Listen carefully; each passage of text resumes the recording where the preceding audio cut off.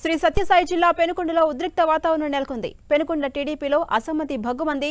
Penukonda ticket సవితమ్మకు కేటాయించడంతో మాజీ MLA BK Parthasarathi వర్గీయులు రోడ్డెక్కారు.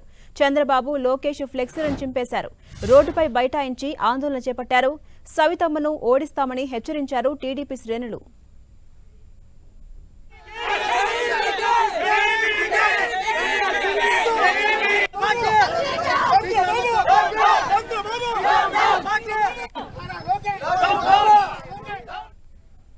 ఇదే అంశంపై మరింత సమాచారం మా ప్రతినిధి జగదీష్ అందిస్తారు. జగదీష్, సత్యసాయి జిల్లా పెనుకొండలో ఉద్రిక్త వాతావరణం ఏర్పడింది.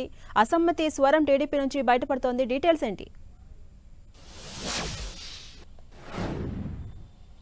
ఝాన్సీ, శ్రీ సత్యసాయి జిల్లా పెనుకొండలో పెనుగొండ టీడీపీ టికెట్ సవితమ్మకు కేటాయించడంతో మాజీ ఎమ్మెల్యే బీకే పార్థసారథి వర్గీయులు అసమ్మతిని వెళ్లగక్కుతున్నారు.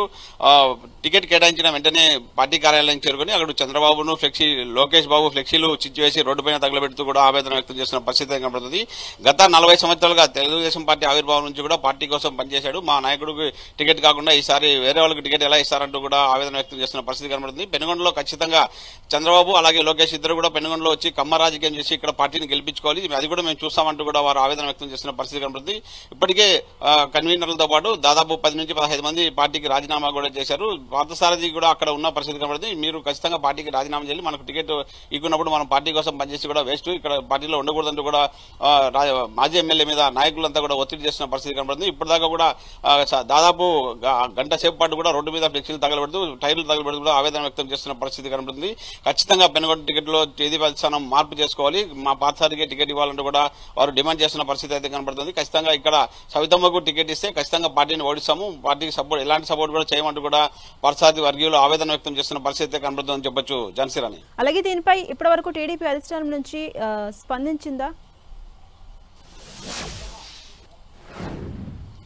ఇప్పటి వరకు పార్టీ అధిష్టానం దీని మీద ఎలాంటి స్పందన రాలేదు. దానివల్ల మాజీ ఎమ్మెల్యే కూడా పార్టీ నుంచి మనకు పిలుపు వస్తుంది, దాంతో పార్టీలో డిస్కషన్ చేసిన తర్వాత ఒక నిర్ణయం తీసుకుందాం, అంతవరకు మీరు ఆ కార్యకర్తల నాయకులు ఎవరు కూడా ఆవేశపడకూడదు, ఎవరు కూడా ఎలాంటి ఆందోళన చేయొద్దంటూ కూడా పార్థసారథి నాయకులు చెప్తున్నా కానీ నాయకులు ఎవరు కూడా తన వర్గీయులు ఎవరు కూడా మాజీ ఎమ్మెల్యే పార్థసారథి మాట పట్టించుకోకుండా ఖచ్చితంగా మీరు పార్టీకి రాజీనామా చేయాలి, మనకు 40 సంవత్సరాలుగా పార్టీ కోసం పనిచేసాము, సేవలు అందించాము, అయినా కూడా మనకు కాకుండా పార్టీ టికెట్ వేరే వాళ్ళకి ఎలా కేటాయిస్తారంటూ కూడా దీంతో మేమంతా కూడా రాజీనామా చేస్తున్నాం, మీరు కూడా పార్టీకి రాజీనామా చేయాలి, ఖచ్చితంగా ఇక్కడ టీడీపీని ఓడించి తీరాలంటూ కూడా టీడీపీ నాయకులు ఆవేదన వ్యక్తం చేస్తున్న పరిస్థితి కనబడుతుంది. దీని మీద అధిష్టానం ఇప్పటి వరకు ఎలాంటి స్పందన లేకపోవడంతో మాజీ ఎమ్మెల్యేకి పార్టీ నుంచి పిలుపు వస్తుందా లేక దీన్ని ఎలా సర్దుమణిగిస్తారనేది కూడా కాస్త వేచి చూడొచ్చని చెప్పొచ్చు. ఝాన్సీ రాణి. Right, thank you Jagadish.